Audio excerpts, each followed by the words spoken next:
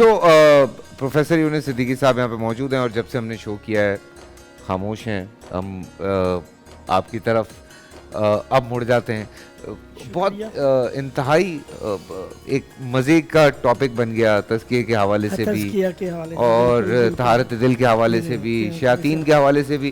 یہ بڑی اچھی بات جو سامنے آئی ہمارے. دیکھیے بسم اللہ والصلاۃ والسلام علی رسول اللہ وعلی آلہ وصحبہ اجمعین وبعد.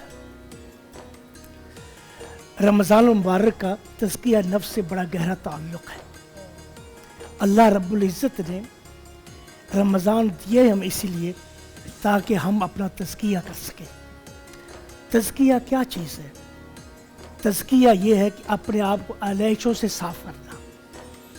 انسان بہت سے جذبات اور بہت سے خواہشات لے کر پیدا ہوتا ہے. اس میں نفرت بھی ہے، محبت بھی ہے، اس میں غصہ بھی ہے، پیار بھی ہے، اس میں رحم بھی ہے اور سنگ دلی بھی ہے. اسلام ان جذبات کو کچلتا نہیں ہے. اسلام کہتا ہے ان جذبات کو سنوارو، اور اس کے سنوارنے کے لیے اس نے ہمیں رمضان دیا. بالکل. اسی لیے رسول اکرم صلی اللہ علیہ وسلم نے فرمایا اذا شاتمک احد او سبک فلتقل انک صائم. اگر کوئی آ کر آپ سے گالی گلوچ کرتا ہے، کوئی آپ کو بڑا بڑا کہتا ہے، آپ اس کے ساتھ ایسا جواب نہ دیجئے بلکہ اپنے آپ پر کنٹرول کیجئے اور اسے کہیے، اپنے آپ کو یاد دلائیے کہ میں روزے سے ہوں، میں یہ شغل نہیں کر سکتا جو آپ کر سکتے. تزکیہ نفس یہ ہے کہ ہم اپنے آپ کو سنواریں، اپنے آپ نفس کو اتنا سنواریں کہ اللہ کی تجلیات کا مرکز بن سکیں. اللہ. یہ رمضان کا عظیم موقع ہے کہ ہم اپنے آپ کو سنواریں. سب سے بڑی چیز جو ہے جو انسان کو تباہ کرتی ہے وہ ہے غصہ. رسول اکرم صلی اللہ علیہ وسلم نے ہمیں کیسے فرمایا کہ رمضان میں غصے نہیں ہونا. اذا صام احدکم فلا یرفث ولا یسخب. جب تم روزہ رکھو شہوانی باتیں نہیں کرنا. بعض لوگ ہوتے ہیں بیٹھے ہوئے دیکھ رہے ہیں، بری بری تصاویر دیکھ رہے ہیں، فلا یرفث، یہ شہوانی باتیں نہیں کرنا. اور چیخنا اور چلانا نہیں. بعض لوگ ہوتے روزہ رکھ لیا چیختے چلاتے یہ کرتے، اور خاص طور پر جو اس کے نیچے کام کرنے والے کہتے وہ سیٹ صاحب کا روزہ بھائی خاموش رہنا، بڑے غصے میں ہے فلاں. ایسا مت کرنا. بچوں کو ڈرا کے بٹھایا ہوا ہوتا ہے. رکھتے تو اپنے آپ پر کنٹرول کرنا. روزے کے بڑے فوائد ہیں، روحانی، اخلاقی، جسمانی، اور سب سے بڑا فائدہ یہ ہے کہ یہ ہمارے اندر کو نفس ضبط نفس کی قوت پیدا کرتا ہے. بالکل. کہ اپنے آپ کو ضبط کیسے کرنا، اپنے آپ کو سنبھالنا کیسے ہے. اسی لیے حضرت ابی درداء رضی اللہ تعالیٰ عنہ رسول اکرم صلی اللہ علیہ وسلم پاس آئے کہ یا رسول اللہ دلنی علی عمل یدخلنی الجنہ. اللہ کے رسول مجھے ایسا عمل بتا دیجئے جو مجھے جنت لے جائے.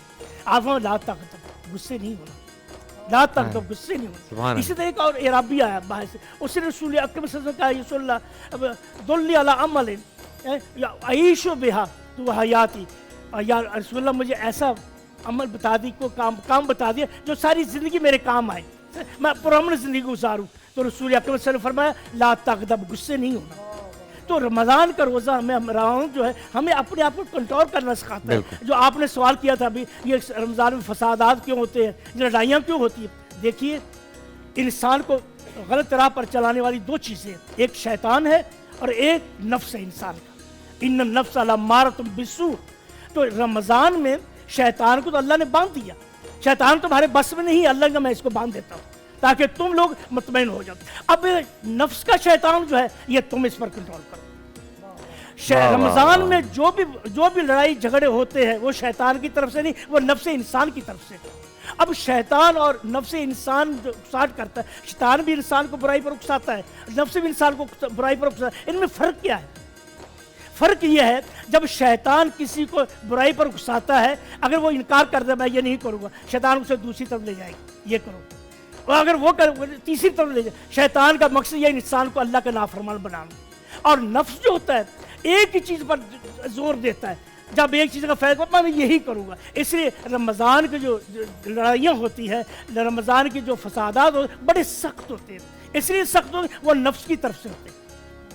تو نفس جو ہے اس پر کنٹرول ہمیں کرنا ہے. بالکل. شیطان نے، اللہ نے شیطان کو باندھ دیا، لیکن اس نفس کو کس کو اس لیے ہمیں روزہ رکھوایا گیا کہ اپنے آپ کا ضبط کرو, اپنے آپ کا کنٹرول کرو, اپنے آپ کو سنبھالو, تاکہ تم اللہ تقوی کا مستحق بن سکو, اللہ کی رحمتوں کا مستحق بن سکو.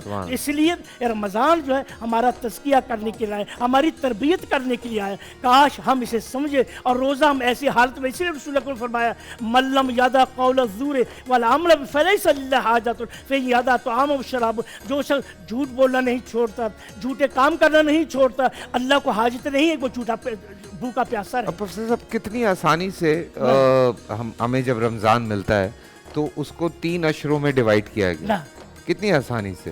مطلب آپ یہ دیکھیں کہ اس میں بھی اور آسانی کر دی گئی, ڈیفائن کر دیا گیا, اور ڈیفینیشن دے دی گئی رمضان کے حوالے سے کہ اچھا بھائی یہ رحمت ہے, یہ مغفرت ہے دوسرا اشرہ, تیسرا جو ہے وہ نجات کا ہے. سو آپ اکارڈنگلی اپنی چیزیں سیٹ کریں اور پھر اس حساب سے چلیں. اس لیے میں مسلمانوں سے گزارش کروں گا, رمضان کا مہینہ ہمارے لیے تربیت نفس کا مہینہ ہے. جی, ہمارے اپنے نفس کو ان علیشوں سے صاف کرنے کا مہینہ ہے. اس نفس کو ایسے اللہ فرماتے ہیں قد افلح من زکاہا وقد خاب من دساہا.